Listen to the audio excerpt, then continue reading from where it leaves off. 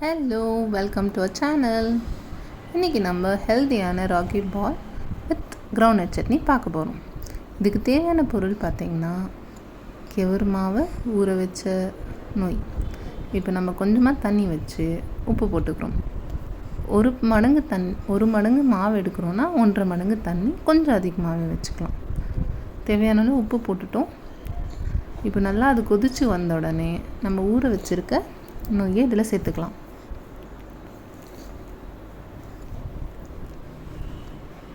இந்த நொய் ஆல்மோஸ்ட் 90% வந்துடணும். அதுக்கப்புறம் நம்ம இருக்கிற கேவுரு மாவை இதில் போட்டு மிக்ஸ் பண்ணிப்போம். இது நல்லா இப்போ கொதித்து வரட்டும்.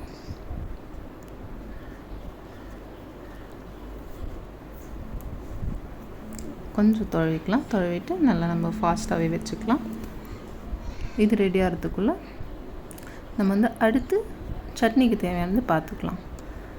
இஞ்சி, உப்பு, பூண்டு, மிளகாய், சீரகம், வறுத்த வேர்க்கடலை, அதுக்கப்புறம் உப்பு,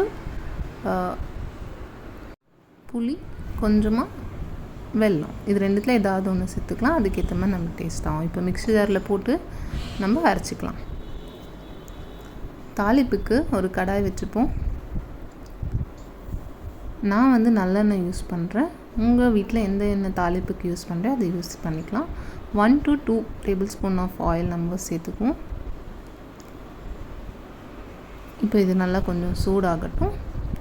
எப்போவுமே நம்ம தாளிப்பப்போ கொஞ்சம் எண்ணெய் நல்லா சூடாகன்னு கடுகு போட்டோன்னா அதோடய டேஸ்ட்டு கொஞ்சம் நல்லாவே இருக்கும். இப்போ நல்லா எண்ணெய் சூடாகிட்டுருக்கு.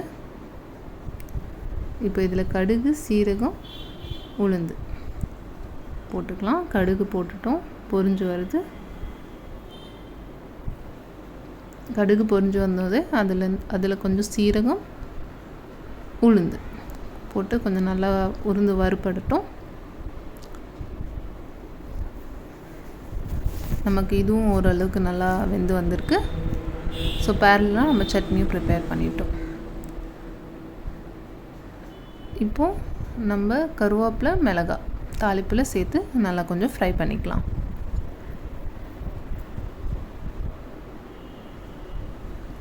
சும்மா ஒரு நிமிஷம் நம்ம ஃப்ரை பண்ணிட்டோன்னா நமக்கு சட்னிக்கு உண்டான தாளிப்பு ரெடி ஆயிடுச்சு. அரைச்சி எடுத்துட்டோம் நம்ம. ஸோ இப்போ நம்ம இதை சேர்த்துக்கலாம். களிக்கு இப்போ அது நல்லா கொதிச்சு வந்துடுச்சு, நல்லா வெந்துடுச்சு. நம்ம இப்போ மாவை போட்டு நல்லா கிண்டிக்கலாம். இப்போ நம்ம அடுப்பில் வச்சு நம்மளால் கிண்ட முடியலன்னா நமக்கு வெளியே எடுத்து நல்லா கிண்டிக்கிட்டு மறுபடியும் ஒரு 2-3 நிமிஷம் அடுப்பில் வச்சு கிண்டிக்கலாம். இப்போ ஒரு பாத்திரத்தில் தண்ணி எடுத்துக்கலாம். அந்த பவுலில் தண்ணியில் கொஞ்சம் போட்டுட்டு எடுத்தோன்னா நமக்கு கொஞ்சம் உருண்டை பிடிக்க ஈஸியாக இருக்கும், ஒட்டாமல் வரும். ஸோ இப்போ நம்ம ஒரு சின்ன பவுல் எடுத்துக்குவோம். பவுலில் தண்ணியில் லேசாக அலசிட்டு இந்த களி அதில் போட்டு ராகி பால் பிடிக்கலாம். ராகி பால் செய்கிறது ஈஸி தான். மெயின் அந்த தண்ணியும் மாவும் கரெக்டான ஒரு அளவில் இருக்கணும். நம்ம 1 மடங்கு மாவு எடுக்கணும்னா 1.5 மடங்கு தண்ணி வச்சுக்கலாம். இப்போ நம்ம அதை பாயில் பண்ணியிருக்கோம் ஓரளவுக்கு. ஸோ தண்ணி கொஞ்சம் குறைஞ்சிருக்கலாம். நம்ம மாவு போடும்போது நமக்கு தெரியும் இது கொஞ்சம் சாலிடாக இருக்குது. இப்போ நம்ம அது தண்ணியாக இருக்குன்னா கொஞ்சம் மாவு சேர்த்துக்கலாம். இல்லைன்னா இந்த மாவுலேயே கொஞ்சம் தண்ணிக்கு ஏற்றாப்புல நம்ம மாவு சேர்த்துக்கலாம். கூடவோ கொஞ்சம் குறைவோ அந்த தண்ணிக்கு ஏற்ற மாதிரி பண்ணிக்கலாம். நம்ம கிண்ணும்போது அது கொஞ்சம் ஈஸியாக வரணும். ரொம்ப சாலிடாகவும் இருக்கக்கூடாது, ரொம்ப தண்ணி போலவும் இருக்கக்கூடாது. ஸோ அந்த மாதிரி நம்ம பண்ணோன்னா நமக்கு நல்ல ஒரு ராகி பால் கிடச்சிடும். ஸோ அழகாக ஒரு உருண்டை வந்துடுச்சு.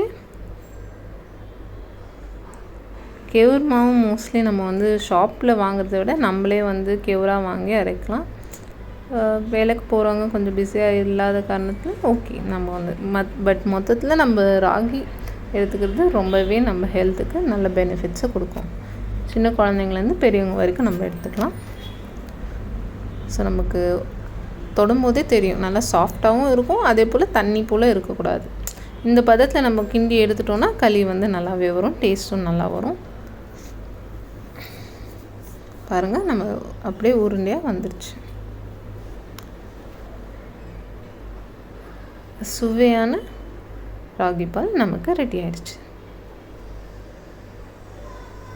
Ragi ball with groundnut chutney combination செம்மையாக இருக்கும், சூப்பராக இருக்கும். இது நல்ல ஒரு காம்பினேஷனாக இருக்கும். இது கூடவும் சாப்பிடலாம் அண்ட் நான்வெஜ் கூடவும் சாப்பிடலாம். அண்ட் இந்த காம்பினேஷன் வெஜிடேரியனுக்கு ரொம்பவே பிடிக்கும். வெஜிடேரியனாக இருக்கவங்க ragi ball with groundnut chutney கண்டிப்பாக ட்ரை பண்ணி பாருங்கள். சுவையான ragi ball with groundnut chutney ready ஆயிடுச்சு. இந்த ரெசிபி உங்கள் எல்லாருக்கும் பிடிச்சிருக்கோன்னு நம்புகிறேன். தேங்க்யூ.